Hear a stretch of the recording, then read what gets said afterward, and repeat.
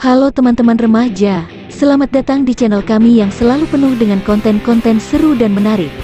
Kali ini, kami punya sebuah video tentang mobil yang pastinya akan membuat kalian tertarik, yaitu Jeep Wrangler Rubicon.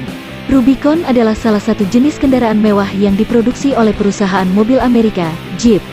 Perusahaan ini populer untuk segmen mobil SUV. Mobil-mobil keluaran Jeep memiliki desain gagah dan kokoh sehingga cocok untuk melaju di jalanan ekstrim atau off-road. Rubicon adalah salah satu varian paling populer dari jenis Jeep Wrangler. Varian ini merupakan flagship atau seri tertinggi dari Jeep Wrangler generasi terakhir. Dua lainnya yaitu Jeep Wrangler Sahara dan Sport. Harga mobil Rubicon terbaru saat ini sekitar 1,9 miliar rupiah di Indonesia. Total pajak Rubicon yang harus Anda bayarkan saat membeli pertama adalah 228,49 juta rupiah. Untuk pajak berikutnya, yang perlu dibayarkan hanya 32,49 juta rupiah. Berikut ini adalah beberapa fakta unik tentang spaghetti. Spaghetti berasal dari Italia dan sebenarnya adalah jenis pasta yang sangat populer di seluruh dunia. Pasta spaghetti terbuat dari adonan tepung terigu, telur, dan air, yang kemudian dibentuk menjadi gulungan tipis dan panjang. Spaghetti adalah pasta yang paling populer di dunia, bahkan lebih populer dari pasta jenis lain seperti fettuccine, penne, dan ravioli. Ada beberapa jenis saus yang biasanya disajikan dengan spaghetti, seperti saus tomat, saus pesto, saus bolognese, dan saus carbonara. Spaghetti biasanya dimakan dengan menggunakan garpu dan sendok, meskipun di Italia, orang cenderung hanya menggunakan garpu untuk memakan pasta. Ada beberapa varian spaghetti yang menarik, seperti spaghetti hitam yang dibuat dengan menggunakan tinta cumi-cumi, spaghetti pink yang dicampur dengan saus tomat dan krim, dan spaghetti hijau yang dibuat dengan menggunakan bayam. Ada beberapa legenda yang mengelilingi spaghetti, termasuk legenda bahwa spaghetti pertama kali dibuat di Cina dan dibawa ke Italia oleh Marco Polo. Kata Ramadan berasal dari bahasa Arab, yaitu Ramadan, yang merupakan bulan ke-9 dalam kalender Hijriah. Menurut sejarah Islam, bulan Ramadan dipilih sebagai bulan suci karena pada bulan ini, Nabi Muhammad menerima wahyu pertama dari Allah melalui malaikat Jibril. Ada beberapa teori tentang asal-usul kata Ramadan. Beberapa orang berpendapat bahwa kata ini berasal dari kata ar-ramad, yang berarti panas yang sangat terik dan kering, karena bulan Ramadan sering kali jatuh pada musim panas di wilayah Arab. Teori lain mengatakan bahwa kata Ramadan berasal dari kata ramida, yang berarti penuh berkat atau terhormat, karena bulan ini dianggap sebagai bulan yang penuh berkat dan terhormat bagi umat Islam. Namun, tidak ada satu teori pun yang secara pasti dapat menjelaskan asal-usul kata Ramadan. Yang jelas, bulan Ramadan merupakan bulan yang sangat penting bagi umat Islam di seluruh dunia, di mana selama bulan ini, umat Islam berpuasa sebagai salah satu dari 5 rukun Islam. Kacamata telah digunakan sejak zaman kuno, tetapi kacamata modern yang kita kenal sekarang ini pertama kali ditemukan di Italia pada awal abad ke-13. Penemuannya dikaitkan dengan seorang ahli optik bernama Salvino de Armet, meskipun tidak ada bukti konkret yang mengkonfirmasi ini. Kacamata awalnya digunakan sebagai alat pembesar teks dan digunakan terutama oleh orang tua dan rohaniwan. Namun, pada abad ke-18, kacamata mulai diproduksi secara massal dan menjadi lebih terjangkau, sehingga menjadi populer di kalangan orang biasa. Seiring waktu, kacamata terus berkembang dan mengalami perubahan desain dan teknologi.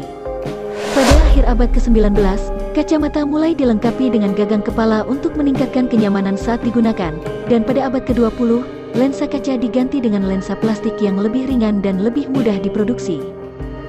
Hingga saat ini, kacamata masih menjadi alat bantu penglihatan yang paling umum digunakan di seluruh dunia. Cangkir atau mug adalah wadah yang digunakan untuk menampung minuman panas atau dingin. Sejarah cangkir dapat ditelusuri kembali ke zaman Mesir kuno, di mana orang-orang menggunakan cangkir dari tanah liat untuk minum air dan anggur. Pada abad ke-14, cangkir mulai dibuat dari logam dan sering digunakan untuk minum bir. Selama abad ke-16, cangkir keramik mulai populer dan banyak diproduksi di Inggris dan Eropa. Cangkir keramik ini sering dihiasi dengan gambar dan desain yang indah. Pada abad ke-18, cangkir kaca mulai diproduksi dan menjadi populer di kalangan kelas atas. Pada abad ke-19, cangkir enamel dan porselen mulai diproduksi dan menjadi populer di kalangan kelas menengah. Pada abad ke-20, cangkir plastik dan stainless steel mulai diproduksi dan menjadi populer di kalangan masyarakat umum. Saat ini, cangkir dan mug tersedia dalam berbagai bentuk, ukuran, dan material, dan digunakan untuk minuman seperti teh, kopi, jus, dan minuman ringan. Kapal layar telah ada selama ribuan tahun dan digunakan sebagai sarana transportasi dan perdagangan oleh berbagai peradaban di seluruh dunia. Awalnya, kapal layar dibangun dari kayu dan digerakkan oleh angin, yang ditangkap oleh layar yang terbuat dari kain atau bahan yang mirip dengan kain. Salah satu peradaban awal yang menggunakan kapal layar adalah orang-orang Fenisia pada sekitar 1500 sebelum Masehi.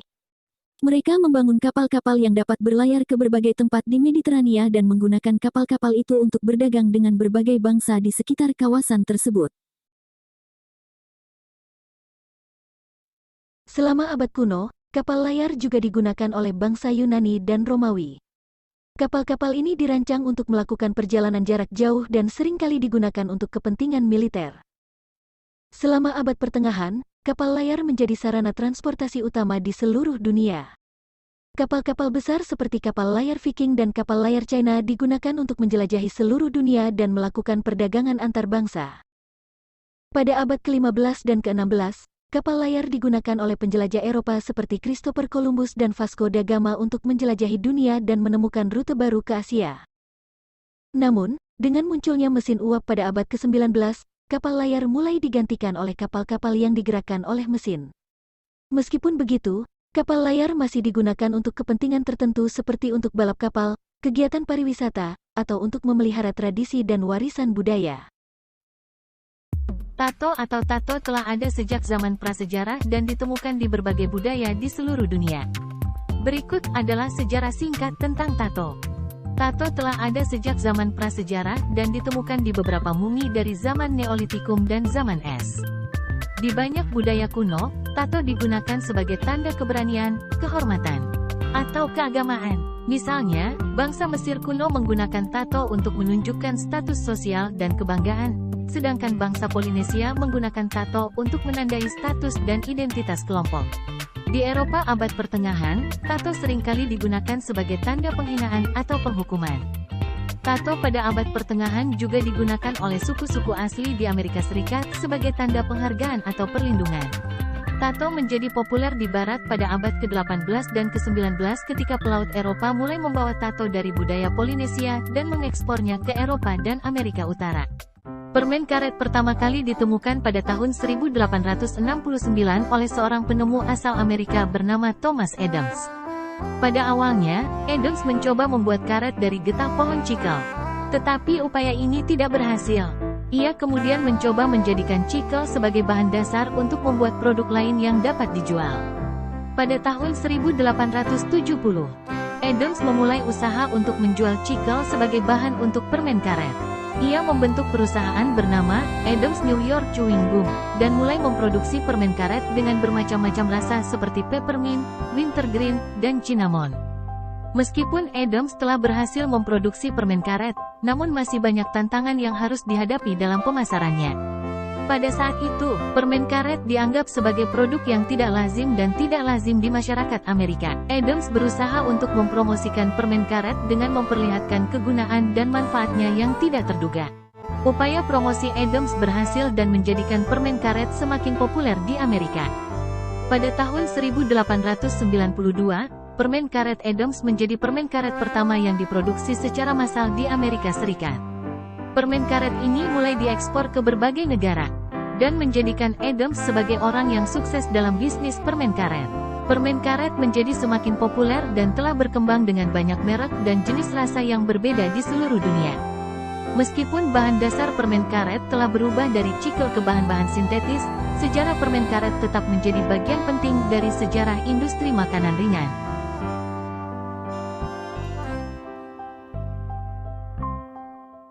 Sapu lidi atau Chouzi dalam bahasa Mandarin memiliki banyak makna simbolis dalam budaya China.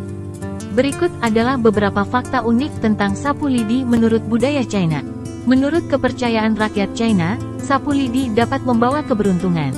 Sapu lidi dianggap sebagai alat yang dapat membersihkan dan menghilangkan energi negatif dari suatu tempat atau rumah. Oleh karena itu, sapu lidi sering digunakan sebagai alat pembersih dalam upacara keagamaan atau festival. Dalam seni bela diri tradisional China, sapu lidi digunakan sebagai senjata. Seni bela diri seperti Tai Chi dan Bawazang menggunakan sapu lidi sebagai senjata latihan, karena sapu lidi dapat diubah menjadi tongkat yang fleksibel dan mudah untuk berlatih. Dalam mitologi China, terdapat legenda tentang dewa sapu lidi bernama Guan Yu. Guan Yu dianggap sebagai dewa keberanian dan keadilan, dan sering dihormati sebagai pelindung para pedagang dan pengusaha. Pensil adalah salah satu alat tulis yang sangat umum digunakan dalam kehidupan sehari-hari. Pensil terbuat dari grafit yang dicampur dengan tanah liat atau bahan pengikat lainnya. Namun sejarah penemuan pensil sebenarnya agak rumit dan bermuara pada beberapa penemuan dan perkembangan teknologi. Sejarah pensil dimulai pada abad ke-16 ketika grafit ditemukan di Inggris. Pada awalnya grafit digunakan sebagai penanda pada kayu dan batu.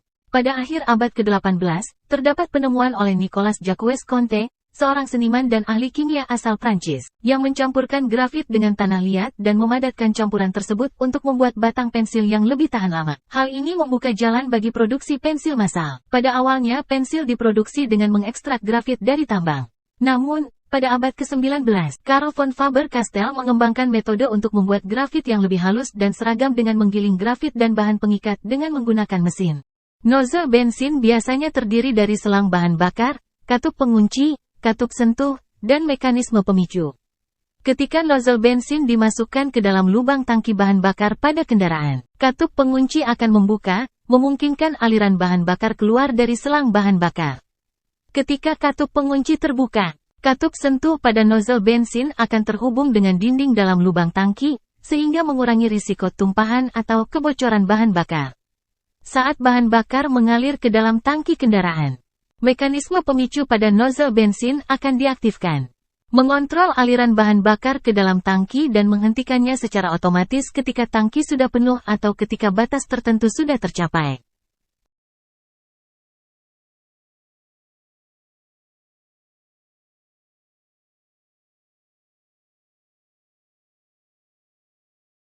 Robot Atlas adalah robot humanoid yang dikembangkan oleh Boston Dynamics, sebuah perusahaan robotik yang berbasis di Amerika Serikat. Robot Atlas memiliki bentuk yang menyerupai manusia dengan 4 anggota tubuh, kepala, dan dada. Salah satu fitur unggulan dari robot Atlas adalah kemampuan gerakannya yang sangat lincah dan fleksibel. Robot ini dapat berjalan, berlari, melompat, berputar, dan melakukan gerakan-gerakan yang kompleks dengan sangat lancar.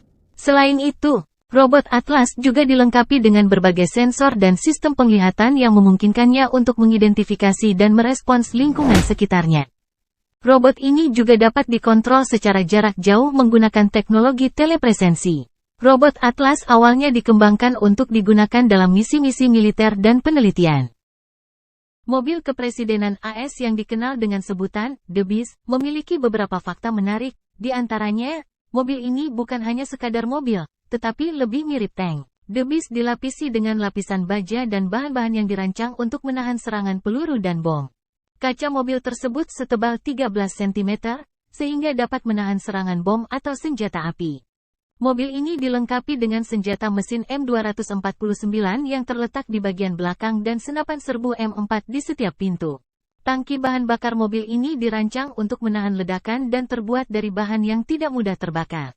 The Beast dilengkapi dengan sistem komunikasi satelit, ponsel satelit, dan sistem komunikasi lainnya yang dapat digunakan untuk berkomunikasi dengan seluruh dunia. Mobil ini dilengkapi dengan sistem oksigen yang dapat digunakan dalam kondisi darurat jika terjadi serangan kimia atau biologi. Mobil ini memiliki bagasi yang dapat digunakan sebagai dapur dan juga dilengkapi dengan persediaan darurat seperti botol oksigen, alat pertolongan pertama, dan perlengkapan medis. The Beast memiliki roda yang sangat besar. Roda mobil ini berukuran sekitar 20 inci dan memiliki dinding yang sangat tebal sehingga dapat menahan berbagai serangan. The Beast tidak bisa dikendarai oleh siapa saja. Mobil ini hanya bisa dikendarai oleh sopir khusus yang dilatih secara khusus dan dianggap sebagai salah satu sopir paling terlatih dan terampil di dunia. The Beast juga memiliki cadangan darah presiden. Mobil ini dilengkapi dengan cadangan darah presiden yang dapat digunakan jika terjadi keadaan darurat. Sakura adalah nama untuk bunga ceri Jepang, yang juga dikenal sebagai bunga sakura atau bunga ceri blossom. Beberapa fakta tentang sakura adalah: sakura adalah salah satu simbol kebanggaan nasional Jepang. Setiap tahun, Jepang merayakan musim semi dengan festival Hanami, mengagumi bunga, di mana orang berkumpul untuk melihat sakura yang mekar. Sakura adalah bunga nasional Jepang dan memiliki makna khusus dalam budaya Jepang. Ini melambangkan keindahan, kesucian, dan kehidupan yang singkat. Sakura hanya mekar selama sekitar 1 minggu sebelum terlepas dari pohon dan jatuh ke tanah. Karena itu, sakura dianggap sebagai simbol keindahan yang singkat dan membuat orang Jepang menghargai keindahan hidup yang singkat. Ada lebih dari 200 jenis sakura yang tumbuh di Jepang. Beberapa jenis yang paling terkenal adalah Samui Yoshino, Yamazakura, dan Shidarezakura. Timbal, Pb, adalah unsur kimia yang ditemukan dalam bahan bakar minyak tertentu, seperti bensin bertimbal. Biasanya ditambahkan ke bensin dalam bentuk senyawa organolit, seperti tetraetil timbal atau TEL, untuk meningkatkan nilai oktan bensin dan meningkatkan kinerja mesin kendaraan.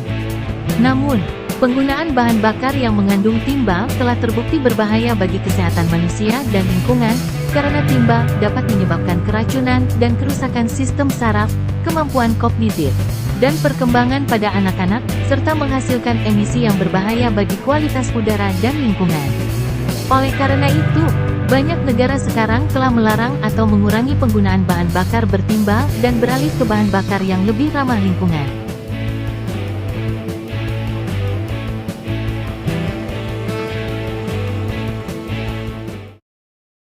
Zebra dan kuda adalah dua spesies hewan yang berbeda, meskipun mereka terlihat mirip dalam beberapa hal.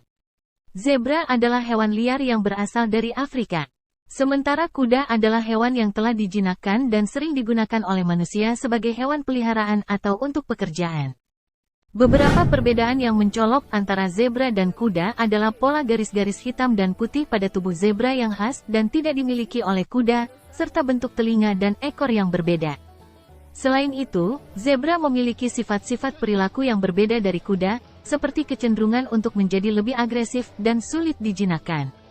Jadi, meskipun zebra dan kuda terlihat mirip dalam beberapa aspek, mereka adalah spesies hewan yang berbeda.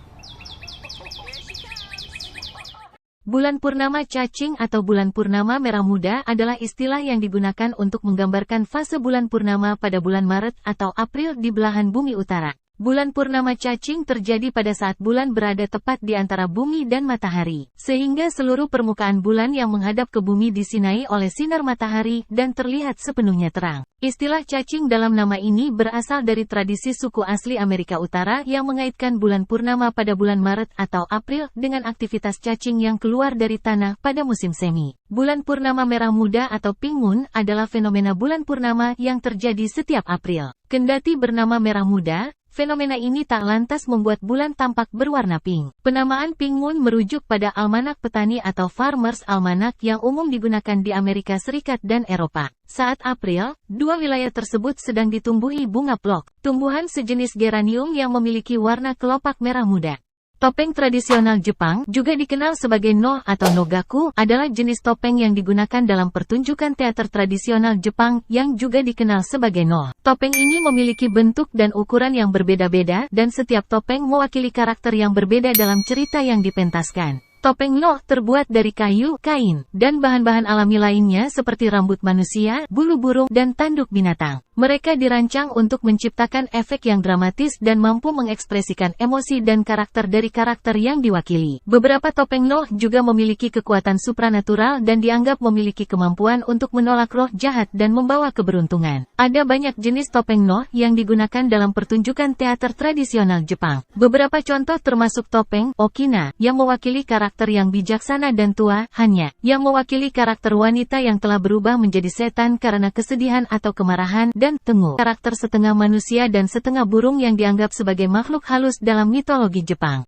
Korek api adalah alat yang digunakan untuk membuat api atau nyala api pada bahan yang mudah terbakar seperti kayu, kertas, atau rokok. Sejarah korek api bermula pada abad ke-19 ketika banyak penemuan baru dilakukan dalam bidang kimia. Pada tahun 1826, seorang apoteker Perancis bernama John Walker menemukan batang kayu yang telah dilapisi dengan campuran antara belerang dan kalium klorat. Ketika batang kayu ini digosok dengan kasar, campuran tersebut akan terbakar dan menghasilkan nyala api. Walker memberi nama penemuan ini dengan friction light atau lucifer. Penemuan Walker ini menjadi landasan bagi banyak penemuan korek api yang lainnya. Pada tahun 1830, seorang pengrajin Swedia bernama Carl Lundström mengembangkan korek api yang lebih aman dan praktis. Korek api Lundström terbuat dari serbuk fosfor yang dicampur dengan klorat dan gula. Ketika korek ini digosok, panas yang dihasilkan membuat serbuk fosfor terbakar dan menghasilkan api.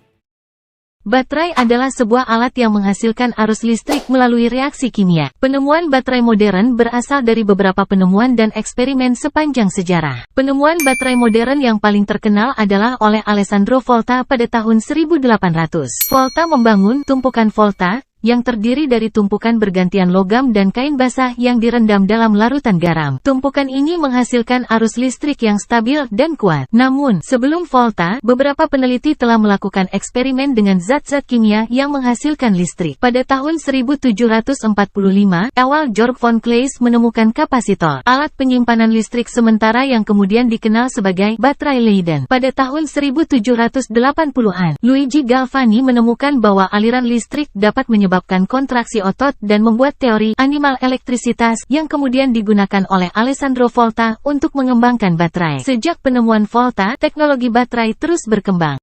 EDM, Electrical Discharge Machining, adalah suatu metode pemrosesan material yang menggunakan bahan konduktor listrik, biasanya kawat, untuk memotong material yang juga konduktor listrik, seperti logam. Metode ini menggunakan listrik untuk mengikis material dengan menghasilkan percikan listrik antara kawat dan material yang diinginkan. Kawat EDM dipasang pada mesin EDM dan diarahkan ke permukaan material yang akan dipotong dengan bantuan perangkat lunak khusus. Kawat seukuran rambut bisa memotong baja karena mesin EDM menggunakan prinsip pembuatan listrik yang sangat tinggi. Kawat EDM dipasok dengan arus listrik yang sangat tinggi, yang menghasilkan suhu yang sangat tinggi pada kawat dan di sekitarnya, serta menimbulkan percikan listrik yang mampu mengikis material logam. Mesin EDM juga menggunakan bahan dielektrik, non-konduktor, seperti oli mineral atau air yang membungkus kawat dan material kerja untuk mengontrol suhu dan mencegah percikan listrik berlebihan. Mesin EDM memungkinkan presisi yang sangat tinggi dalam pemotongan material, bahkan untuk material yang sangat keras seperti baja. Homeless cyber di Jepang adalah orang-orang yang kehilangan tempat tinggal tetapi tetap mengakses internet dan menghabiskan waktu di warnet. Mereka seringkali adalah korban dari situasi ekonomi yang sulit dan kesulitan dalam menemukan pekerjaan atau tempat tinggal yang terjangkau. Meskipun beberapa homeless cyber mungkin menghabiskan waktu di warnet karena mereka tidak memiliki tempat tinggal, tidak semua homeless cyber adalah tunawisma. Beberapa dari mereka mungkin memiliki tempat tinggal yang tidak memadai atau terlalu jauh dari kota dan memilih untuk tinggal di tempat yang lebih dekat dengan warnet untuk menghemat biaya. Bagi banyak homeless cyber, warnet adalah tempat yang relatif aman dan nyaman untuk menghabiskan waktu karena mereka dapat memanfaatkan fasilitas seperti komputer, akses internet, toilet, dan AC tanpa harus membayar biaya sewa yang mahal. Selain itu, warnet juga menyediakan makanan dan minuman yang murah dan dapat diakses dengan mudah. Namun, meskipun mereka dapat bertahan hidup di warnet, mereka cenderung terisolasi dari masyarakat dan memiliki sedikit peluang untuk memperbaiki situasi hidup mereka.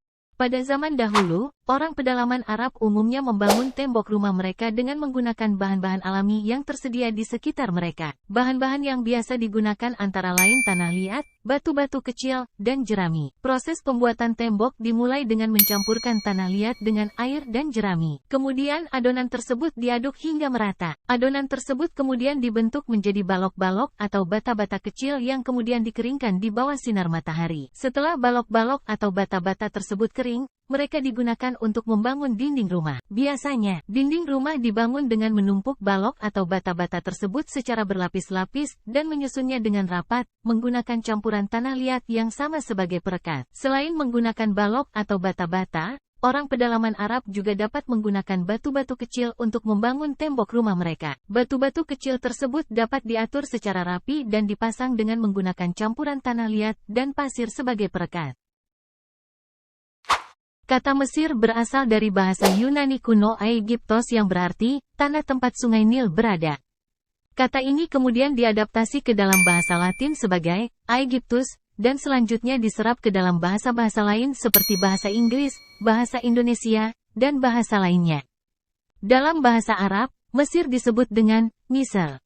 Kata Mesir yang digunakan dalam bahasa Indonesia diadaptasi dari bahasa Arab, Misr, yang merupakan bahasa yang banyak digunakan di dunia Islam dan juga digunakan di wilayah Mesir itu sendiri.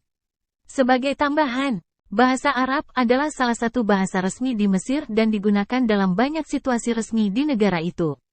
Oleh karena itu, bahasa Arab mempengaruhi banyak nama tempat dan kata-kata yang digunakan dalam bahasa Indonesia untuk merujuk pada negara tersebut, termasuk kata Mesir. Kapadokia adalah wilayah yang terletak di tengah Turki yang terkenal dengan keindahan alamnya yang unik dan sejarahnya yang kaya. Berikut adalah beberapa fakta unik tentang Kapadokia. Salah satu hal yang paling menarik tentang Kapadokia adalah formasi batu-batu aneh yang terbentuk karena erosi alam selama ribuan tahun. Beberapa formasi batu tersebut terlihat seperti kubah, pilar, dan menara, dan sering disebut sebagai batu-batu cerobong atau cerobong peri karena bentuknya yang unik. Ada banyak kota bawah tanah yang dibangun di Kapadokia pada zaman kuno, seperti kota Derinkuyu yang terdiri dari 8 tingkat dan mampu menampung ribuan orang. Kota bawah tanah ini dibangun sebagai tempat perlindungan dari serangan musuh dan kondisi cuaca yang ekstrim. Kapadokia juga dikenal dengan gereja-gereja kuno yang dipahat di dalam gua dan dihiasi dengan lukisan dinding dari abad ke-10 hingga ke-12. Beberapa gereja terkenal di Kapadokia adalah Gereja Karanlik, Gereja Tokali, dan Gereja El Nazar. Aktivitas balon udara adalah salah satu hal yang paling populer di Kapadokia. Pemandangan dari atas udara memberikan pandangan yang spektakuler ke atas lembah dan formasi batu-batu aneh. Makanan khas Kapadokia adalah testi kebab, yaitu daging yang dimasak dalam pot tanah liat yang disebut testi.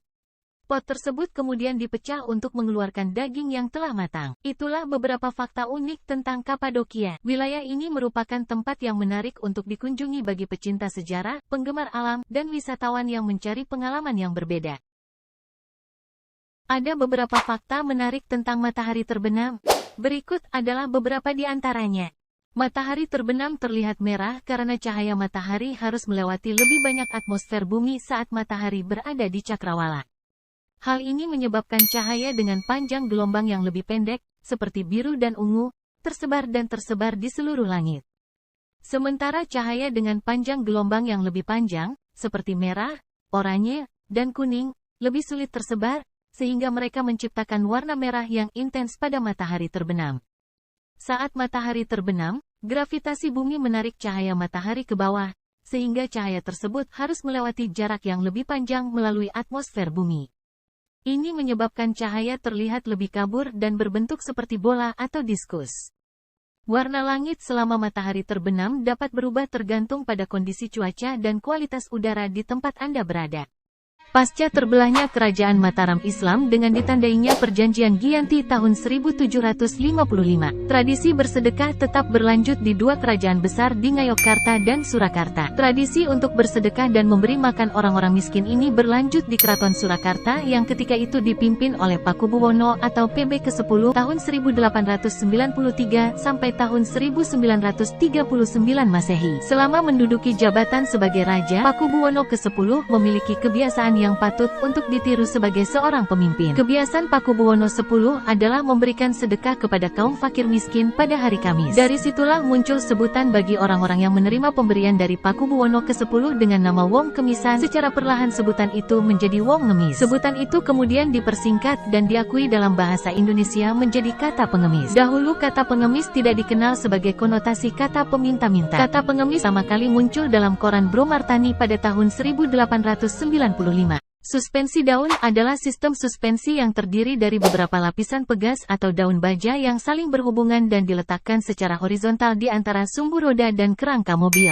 Cara kerja suspensi daun adalah ketika roda mobil mengalami goncangan atau getaran dari jalan yang tidak rata. Suspensi daun menahan dan meredam goncangan tersebut melalui pergerakan daun baja yang fleksibel. Pergerakan ini disebabkan oleh gaya yang diterapkan pada suspensi daun ketika roda mengalami goncangan. Gaya ini akan menekan dan meregangkan daun baja, yang kemudian akan kembali ke bentuk semula setelah goncangan hilang. Suspensi daun memungkinkan mobil untuk menangani beban yang berat dan menstabilkan pergerakan mobil pada kecepatan yang tinggi, sehingga mobil tetap aman dan nyaman dalam kondisi apapun. Beberapa mobil modern menggunakan suspensi independen yang lebih kompleks dan fleksibel daripada suspensi daun. Namun suspensi daun masih banyak digunakan pada truk dan kendaraan berat lainnya karena kekuatan dan daya tahan yang dimilikinya. Yuk intip bagaimana tentara Jepang pada tahun 1945 memakai sepatu tentara. Lapisan pertama adalah kaos kaki putih, dipakai hingga menutupi keseluruhan betis. Lalu,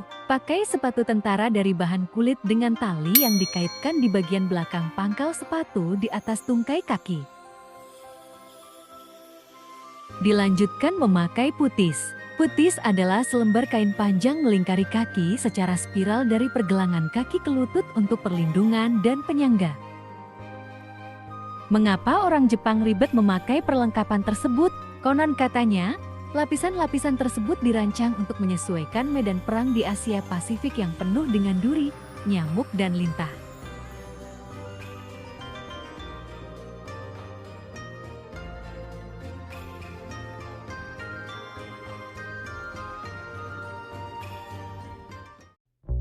Sorfaxfat, atau juga dikenal sebagai Leidisfat, adalah sebuah danau yang terletak di Kepulauan Faroe, sebuah kepulauan yang terletak di Samudra Atlantik Utara antara Norwegia dan Islandia.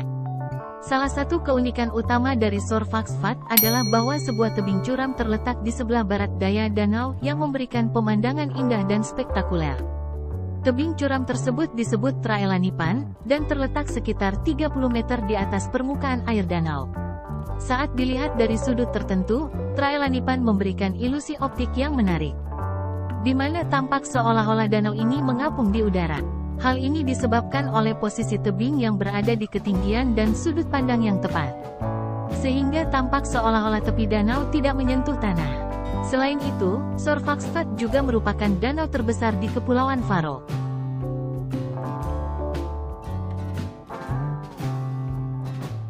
Permasalahan yang paling sering dihadapi oleh para pemelihara kucing, salah satunya kebiasaan kucing yang sering buang air kecil di sembarang tempat. Padahal mungkin saja sudah disediakan kotak kotoran untuk kucing membuang kotorannya. Bau menyengat dari kencing kucing cukup mengganggu. Kamu harus mengetahui terlebih dulu alasan kucing sering kencing sembarangan di rumah. Kucing termasuk hewan yang teritorial atau penguasa, khususnya kucing jantan. Mereka memiliki insting untuk menguasai area yang sering ia lalui. Kucing kencing di area tersebut sebagai tanda agar kucing lain tidak mendatangi area kekuasaannya. Jika kucing jantan lain nekat masuk, pasti dia ribut. Kucing yang sedang stres atau cemas karena tertekan di dalam rumah biasanya akan menenangkan dirinya. Caranya dengan kencing sembarangan. Bau urin dari dirinya sendiri mampu membuatnya merasa aman. Ia pun jadi lebih kenal dengan wilayahnya, bahkan tidak akan ada kucing lain yang mengganggunya. Istilah polisi tidur atau speed bump disematkan untuk menamai pembatas jalan yang terbuat dari tambahan semen atau aspal yang ditinggikan dan dipasang melintang terhadap badan jalan. Penamaan polisi tidur sendiri terbilang unik. Lalu dari mana asal-usul nama polisi tidur? Awalnya polisi tidur dibuat oleh pekerja bangunan pada 1906 di New Jersey, Amerika Serikat dengan ketinggian mencapai 13 cm atau sekitar 5 inci. Namun ukuran tersebut dinilai kurang efisien dan sulit untuk dilewati kendaraan. Akhirnya desainnya terus diperbaharui. Pada tahun 1950, ditemukanlah rancangan ideal untuk speed bump oleh pemenang Nobel bidang elektromagnetik bernama Arthur Holly yang dipasang di jalanan Universitas Washington. Setelah 3 tahun berjalan, jalan-jalan umum mulai mengaplikasikan polisi tidur tersebut.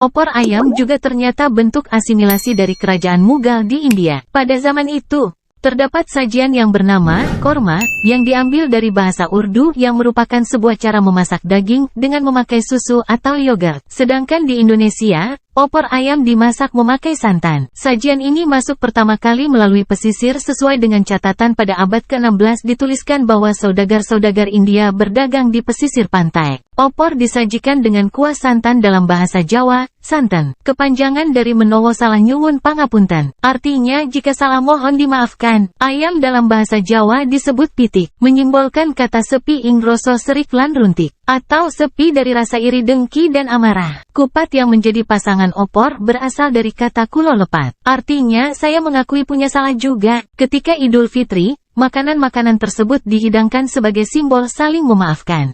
D-Day adalah sebuah operasi militer besar-besaran yang dilakukan oleh sekutu pada Perang Dunia II pada tanggal 6 Juni tahun 1944. Operasi ini merupakan salah satu peristiwa paling penting dalam sejarah Perang Dunia II dan merupakan awal dari akhir dari kekuasaan Jerman di Eropa.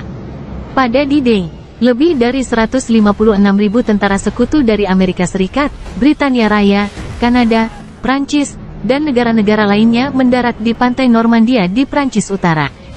Operasi ini dipimpin oleh Jenderal Dwight Eisenhower dan merupakan salah satu invasi terbesar dalam sejarah manusia. Meskipun pertempuran yang berlangsung sangat berdarah, pasukan sekutu berhasil mengalahkan pasukan Jerman dan berhasil membangun kepungan yang berarti bagi Jerman. Operasi D-Day berlanjut selama beberapa bulan ke depan dan membawa sekutu lebih dekat menuju kemenangan dalam Perang Dunia II. Sigiriya adalah sebuah situs arkeologi yang terletak di Sri Lanka yang menjadi tempat wisata populer karena keindahan alamnya dan sejarahnya yang kaya. Keunikan Sigiriya terletak pada struktur batu setinggi 200 meter yang disebut The Lion Rock atau batu singa yang memiliki sejarah yang kaya dan menarik. Pada abad ke-5, batu singa ini dijadikan benteng alam bagi Raja Kasyapa yang memerintah di Sri Lanka pada saat itu. Kasyapa membangun istana megah di atas batu ini dengan sistem irigasi dan taman yang indah. Selain itu, batu singa ini memiliki beberapa lukisan dinding yang sangat indah dan merupakan contoh seni lukis kuno yang sangat penting di Asia Selatan. Lukisan ini melukiskan pemandangan-pemandangan kehidupan dan kecantikan perempuan, serta memperlihatkan pengaruh Buddha dalam seni rupa. Keunikan Sigiriya yang lain adalah taman yang terletak di sekitar batu singa. Taman ini sangat indah dan dipenuhi dengan tumbuhan dan bunga yang berasal dari seluruh Asia. Ada pula sebuah danau buatan yang digunakan untuk irigasi dan mengairi sawah di sekitarnya. Rama Setu, sebutan dalam bahasa Hindi untuk penamaan Jembatan Rama. Jembatan batu di dasar laut yang menghubungkan Sri Lanka dan India. Struktur unik tersebut juga dikenal dengan nama Adam's Bridge atau Jembatan Adam, yang memiliki panjang sekitar 18 mil atau setara 29 km. Tradisi Hindu yang dipegang kuat oleh sebagian besar masyarakat India meyakini bahwa sebidang tanah panjang itu adalah bukti jembatan legenda buatan Rama, tokoh karismatik dalam epik Ramayana. Dikisahkan bahwa Sinta ditawan di Pulau Langka, kemungkinan besar Sri Lanka, yang membuat pasukan besar pimpinan Rama sulit untuk menyeberang. Oleh Dewa Laut, dia disarankan untuk membangun jembatan melintasi perairan laut. Dengan bantuan pasukan Wanara, Rama berhasil membangun jembatan itu selama 5 hari, yang terbuat dari kumpulan batu-batu menyerupai gunung. Panjangnya diperkirakan mencapai 100 liga, atau sekitar 555 km. Setelah dibangun, jembatan itu digunakan untuk mengangkut seluruh pasukan yang mendukung Rama. Quraisy Shihab mengatakan istilah syawalan atau sering disebut halal bihalal memang berasal dari bahasa Arab. Uniknya, istilah itu tidak dikenal oleh masyarakat Arab, karena memang tidak terdapat dalam tradisi dan kebudayaan mereka. Sedangkan menurut Umar Khayyam, tradisi syawalan merupakan kreativitas akulturasi budaya Jawa dan Islam. Ketika Islam hendak bersinggungan dengan budaya Jawa, timbul ketegangan-ketegangan yang muaranya menimbulkan disharmoni. Para ulama Jawa lantas menciptakan akulturasi-akulturasi budaya yang memungkinkan agama baru itu diterima oleh masyarakat Jawa. Singkatnya, para ulama di Jawa dahulu dengan segenap kearifannya, mampu memadukan kedua budaya yang bertolak belakang, demi kerukunan dan kesejahteraan masyarakat. Tradisi syawalan dirintis oleh KGPAA Mangkunegara I, yang terkenal dengan sebutan Pangeran Sambernyawa, dalam rangka menghemat waktu, tenaga, pikiran, dan biaya. Maka setelah salat Idul Fitri diadakan pertemuan antara raja dengan para punggawa dan prajurit secara serentak di balai istana.